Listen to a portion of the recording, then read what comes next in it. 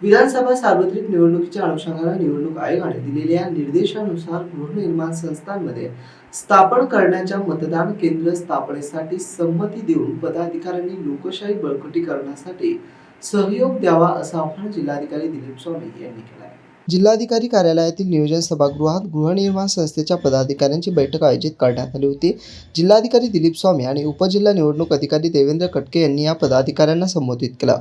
यावेळी उपस्थित 53 संस्थांपैकी 29 जणांनी त्यांच्या संस्थेत मतदान केंद्र स्थापन करण्याची सहमती दर्शवली।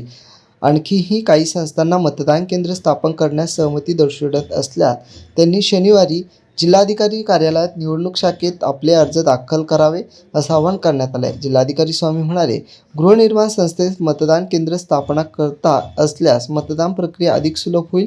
शहरातील इतर भागातही वार्ड ऑफिसर व अन्य क्षेत्रीय अधिकाऱ्यांनी संस्थांची माहिती द्यावी। अशा प्रकारे मतदान करणं हे सोपं व सहज होण्यासाठी देत असलेला सहयोग व लोकशाहीच्या बळकटीसाठी असल्याचं जिल्हाधिकारी दिलीप स्वामी यांनी म्हटलं आहे।